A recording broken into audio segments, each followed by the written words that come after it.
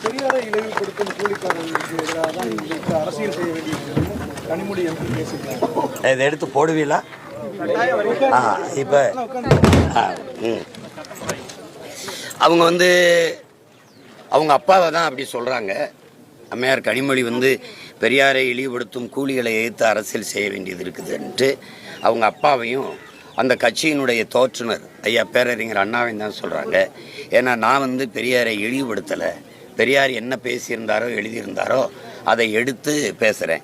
பெரியாரை பற்றியே பேசுகிறார்கள் இந்த பெருமக்கள், அம்மையார் கனிமொழி உட்பட. பெரியாரை பற்றி பேசுகிறீங்க. பெரியார் என்ன பேசினாரு, பெரியார் என்ன எழுதி வச்சாருன்னு எடுத்து பேச உங்களுக்கு யாருக்கும் துணிவு இல்லை. பெரியார் யார் தெரியுமா, பெரியார் யார் தெரியுமான்னு கேட்குறீங்க. தெரியல, சொல்லுங்கன்னா சொல்ல மறுக்கிறீங்க. பெரியாரை இந்த தமிழ்நாட்டில் திமுக அளவிற்கு அந்த கட்சியின் தலைவர் பேரறிஞர் அண்ணா, ஐயா பெருமகன் கருணாநிதி அவர்களை விட யாராவது இழிவாக பேசியிருக்காங்களா?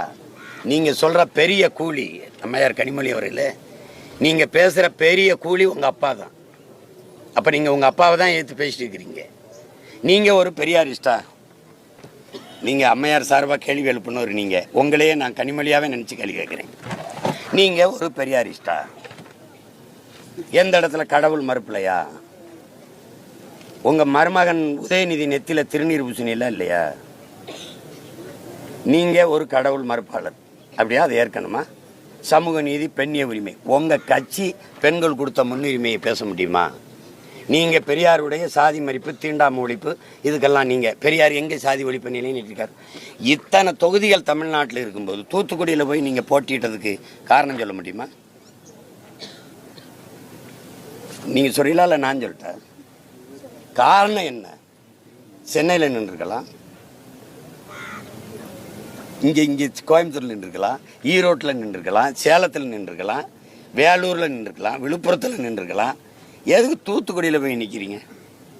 சாதி ஒழிப்புன்னா அங்கே ஏமாந்த பாவப்பட்ட மக்கள் இருக்கான், அதானே சாதி. உங்களை இன்னும் அந்த மக்கள் அவங்க தன் சாதிக்காரன் நம்புறான் பாருங்க.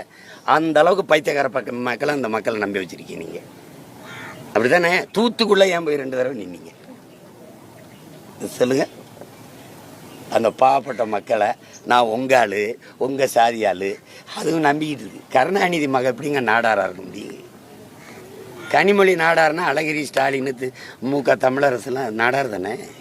ஒரு அப்பாவுக்கு 2 சாதி இருக்குமா? யாராவது சொல்லுங்கங்க. அப்போ என்னதில் போய் தூத்துக்குள்ளே நின்னீங்க? நீங்கள் பெரியாரை பற்றி பேசுறதுக்கு தகுதி